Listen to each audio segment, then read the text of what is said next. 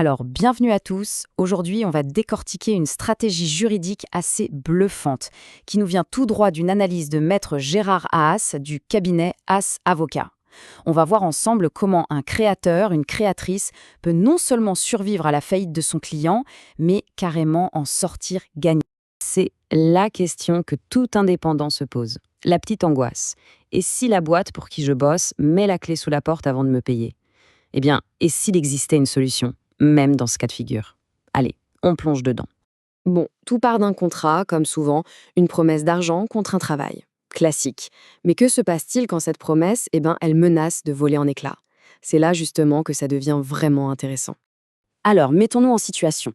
Imaginez un peu, un contrat de 100 000 euros. L'autrice a déjà reçu un acompte de 80 000 euros, c'est déjà pas mal.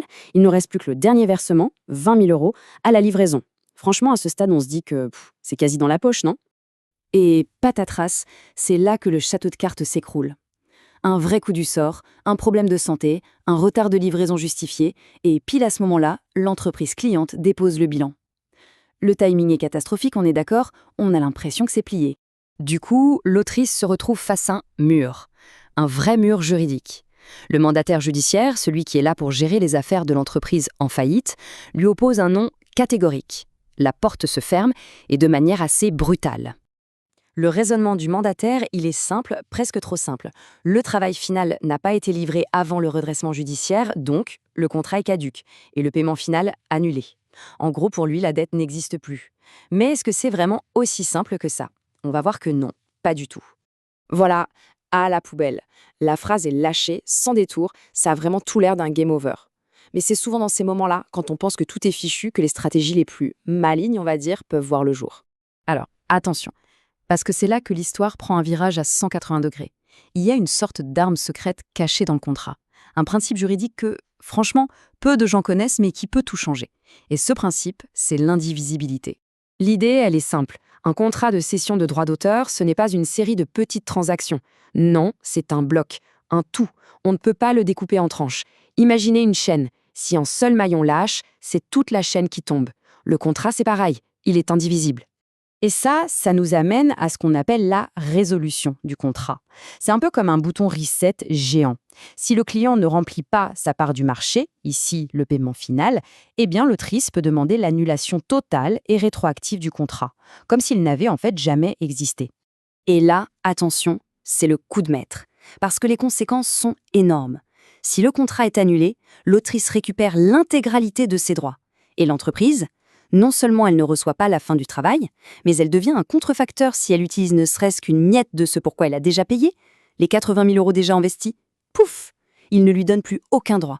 C'est un retour à la case départ, mais en bien pire pour elle.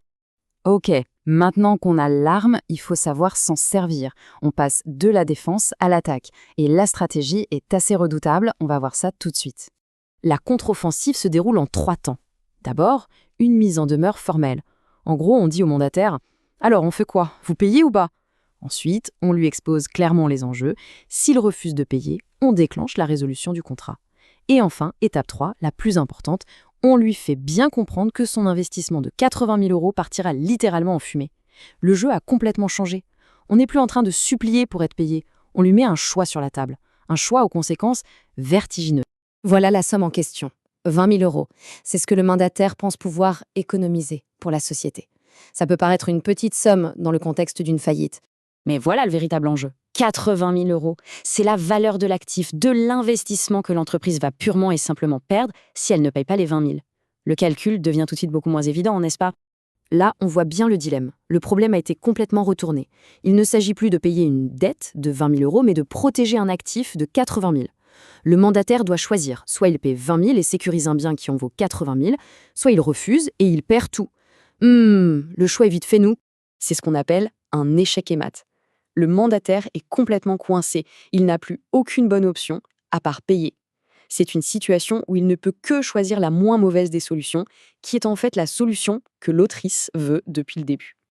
Le levier de l'autrice est devenu immense. Pensez-y une seconde. Le rôle d'un mandataire, c'est de préserver la valeur des actifs de l'entreprise. Alors, va-t-il vraiment prendre le risque de jeter 80 000 euros par la fenêtre, et en plus de s'exposer à un procès pour contrefaçon, juste pour économiser 20 000 euros ? La réponse est non. Aucun administrateur rationnel ne ferait ça. Au final, que retenir de tout ça?